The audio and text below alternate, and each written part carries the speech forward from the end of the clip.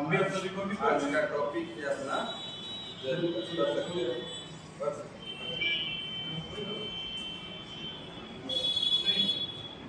विकास अनुवांशिक। इसमें main topic का है समजातंग समरूपण, ठीक है। उसके बाद से लैमार्क का सिद्धांत, डार्विन का सिद्धांत, ह्यूबर्ट यूक्लिड का सिद्धांत, ठीक है। उसके बाद छोटा छोटा जो प्रूव किया है वो किया है, एक बार पढ़ाते हैं। उसके बाद father of genetics, Gregor John Mendel, father of genetics Gregor John Mendel, ठीक है। किसका प्रयोग किया था इन्होंने? मटर के पौधे, मटर का, बागवानी मटर का प्रयोग किया था। और क्या है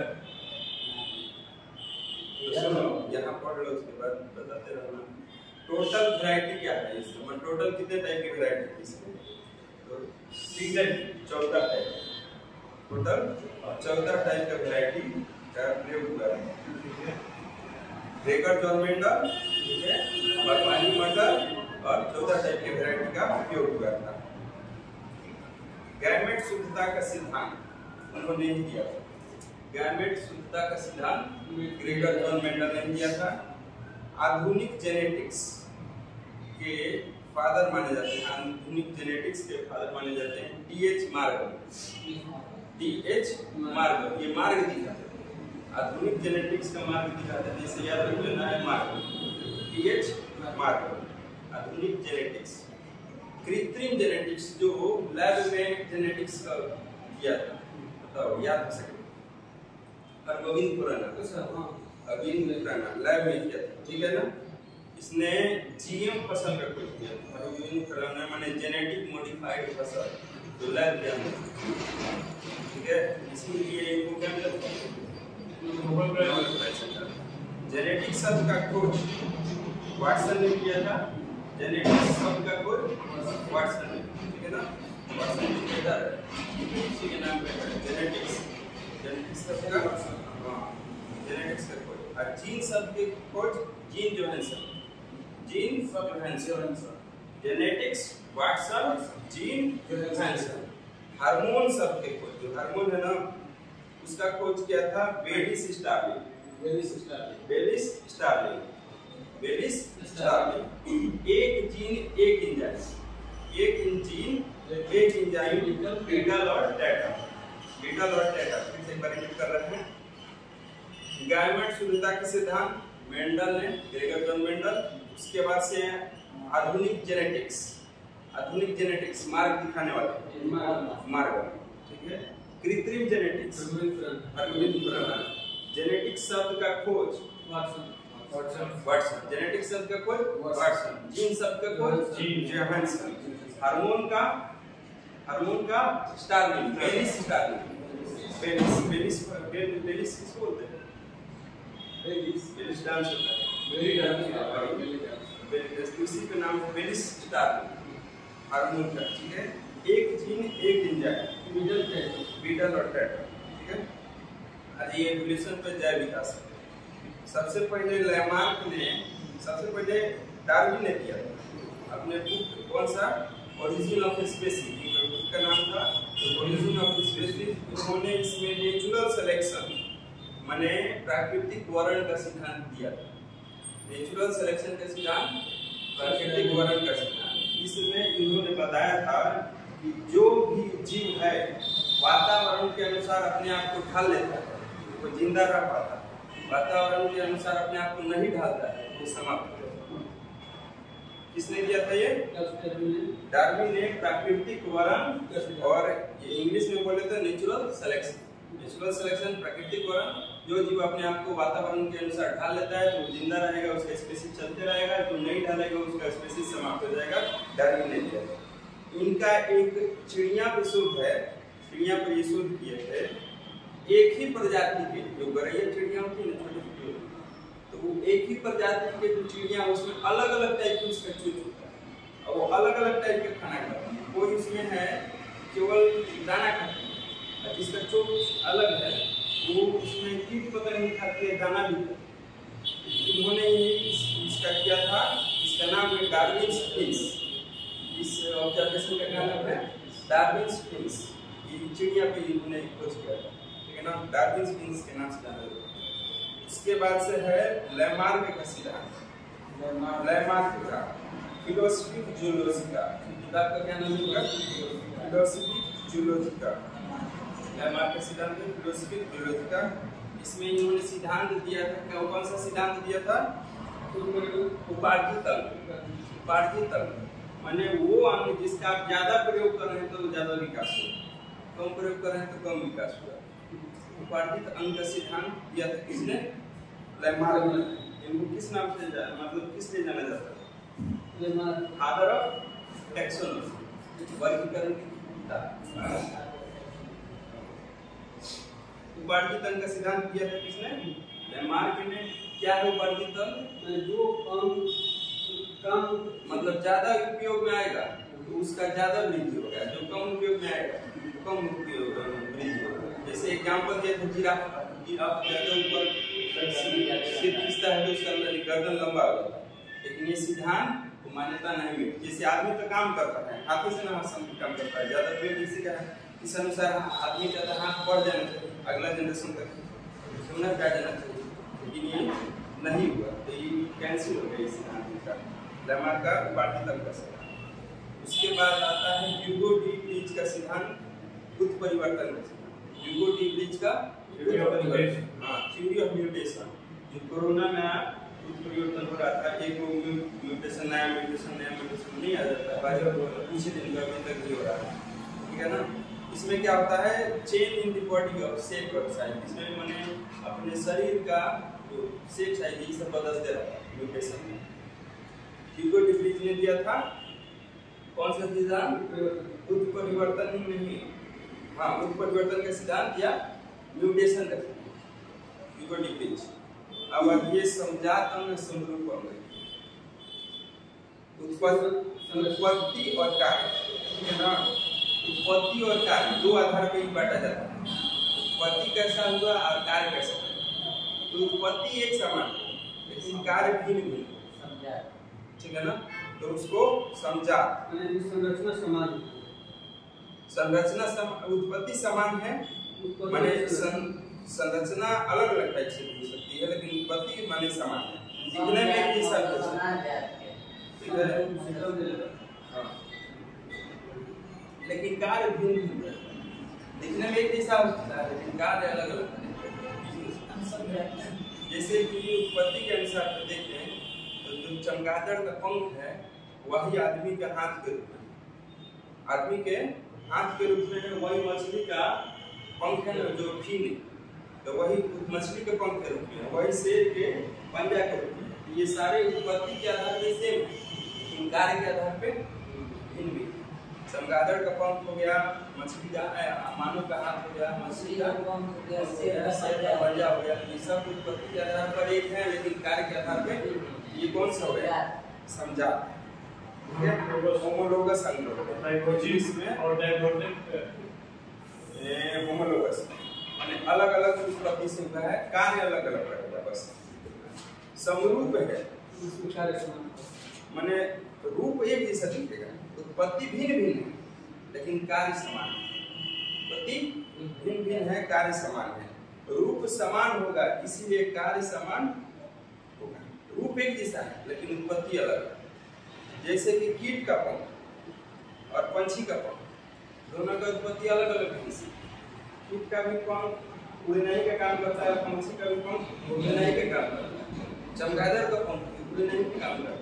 उत्पत्ति क्या है? भिन्न भिन्न, लेकिन कार्य क्या है? समान। जब कार्य समान करे, एक रूप में कार्य करे, एक रूप में कार्य करे, मैंने एक जैसे कार्य करे वो हो जाएगा समरूप रूप। एक रूप में कार्य करेगा तो समरूप रूप, और समजात हो जाएगा संरचना समान हो, उत्पत्ति समान हो, उत्पत्ति समान हो, कार्य अलग, कार्य अलग हो, जात कार्य एक जैसा हो, समझ जाएगा ना। इसके बाद से हेरिटेज का माने अनुवांशिक के कुछ नियम, 3 नियम है। प्रभाविता का नियम, law of dominance, law of dominance. उसके बाद से संयोजकता का नियम, लॉ ऑफ सेग्रेशन और स्वतंत्र अवयव का नियम, ठीक है। Law of independent assortment, law of independent assortment, ठीक है। प्रभाविता का नियम, इसमें क्या होता है ना कि कोई माता पिता का कोई किसी का प्रभाव होता है अपने बच्चे पर। लॉ ऑफ डोमिनेंस में क्या होता है, प्रभाविता के नियम में कोई जिसका बच्चा हो रहा है जिसका, उस पर किसी का एक प्रभाव होता है, ये लॉ ऑफ डोमिनेंस होता है। नहीं, ये अभी केवल जिसके बीच के वो बच्चा है उसका है, वो लॉ ऑफ डोमिनेंस के अंदर है। उसके बाद है विसंयोजकता का नियम, law of segregation. Law of segregation कहता है कि आपका जो बच्चा है उसमें जरूरी नहीं है कि आपका लक्षण दिखेगा, लेकिन हो सकता है कि आने वाले पीढ़ी में आपका लक्षण दिखे। कोई नहीं होता है कि नाना पर गए, कोई दादा पर गए, दादा पर गए, माने एक पीढ़ी छोड़ के उसके ऊपर वाले पीढ़ी में गए, ठीक है ना। माने मदर फादर पर ना जाके उसके ऊपर वाला पीढ़ी, दादा वाला आ गया किसमें, उसके पोते में, ठीक है ना। तो ये कहता है कि लॉ ऑफ सेग्रीगेशन एक पीढ़ी छोड़ के ये दूसरे पीढ़ी में आ सकता है, माने आगे वाले पीढ़ी में विलुप्त रहेगा, लेकिन वो उसमें अंदर छुपा रहेगा, अगले आने वाले पीढ़ी में आ सकता है, लॉ ऑफ सेग्रीगेशन। और स्वतंत्र अविवाह के अवयव का नियम, लॉ ऑफ इंडिपेंडेंस असॉर्टमेंट, ये कहता है कि दो अलग अलग प्रकार के हैं तो उससे एक नया प्रकार भी जनरेट हो सकता है। नया दो प्रकार के अलग अलग प्रकार के हैं तो उससे नया प्रकार भी इंडिपेंडेंट हो सकता है, वो स्वतंत्र लॉ ऑफ माता पिता के मिला बच्चे अलग अलग भी आ सकता है, तो वो हो गया लॉ ऑफ इंडिपेंडेंट असॉर्टमेंट।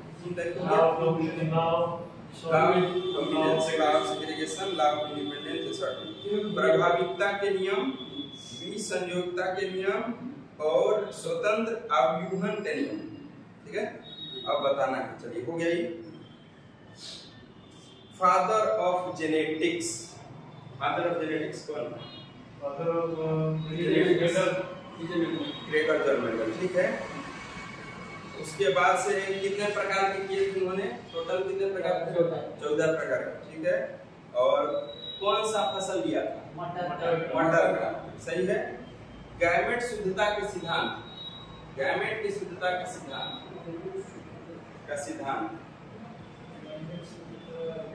इन्होंने इसी प्रयोग में किया था, गैमेट शुद्धता के सिद्धांत। मटर वाले में ही गैमेट का शुद्धता का कितना प्योर निकल रहा है, कितना इम्प्योर, छोटा छोटा, बड़ा बड़ा, नहीं, ग्रेगर जर्मेंडल ही गैमेट शुद्धता के सिद्धांत, ग्रेगर इनहेरिटेंस थ्योरी भी है ना, इनहेरिटेंस थ्योरी और मानसिक के नियम, हां तो वही ना है, फादर ऑफ मानसिक, ठीक है। उसके बाद से है आधुनिक जेनेटिक्स के, आधुनिक जेनेटिक्स के फादर मार्गन, पीएच मार्गन, ठीक है। कृत्रिम जेनेटिक्स, कृत्रिम जेनेटिक्स सही है, सही है, सही है। जेनेटिक्स शब्द के खोज बताइए, जेनेटिक्स शब्द के खोज व्हाट्स, सही है। जीन शब्द के खोज, सही है, सही जा रहे हैं कुछ,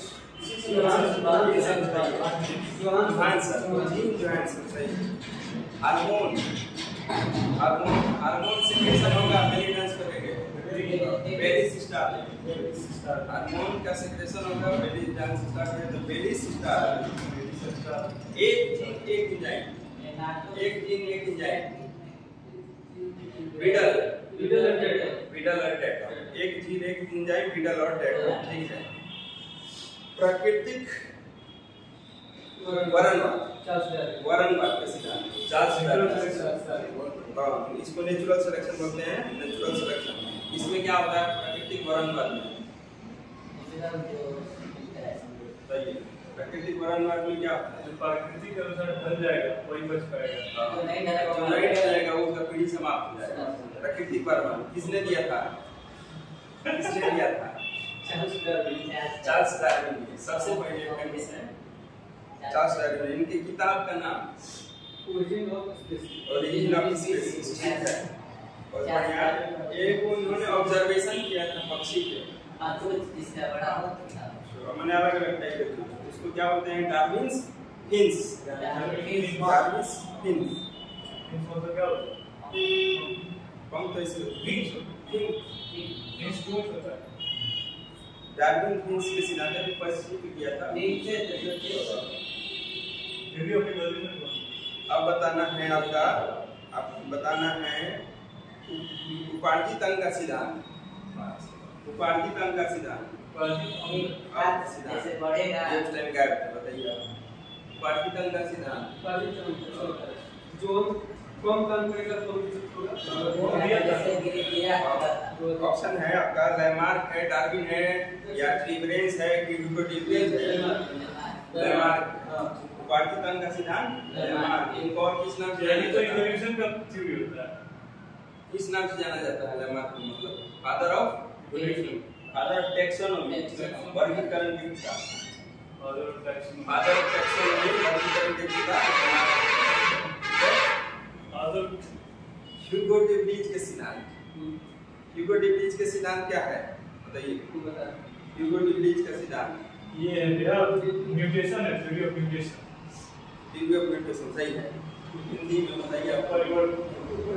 परिवर्तन के सिद्धांत थे ह्यूगो-डीब्रीज। ठीक है, इसमें क्या होता है? क्या होता है इसमें? म्यूटेशन होता है, माने बॉडी के शेप साइज में परिवर्तन। ठीक है, जनरेशन के अनुसार बॉडी के शेप साइज में परिवर्तन आता है ह्यूगो-डीब्रीज के परिवर्तन के सिद्धांत। ठीक है, एक जीन एक एंजाइम बीटल और टैंटम डायग्राम। बीटल और टैंटम।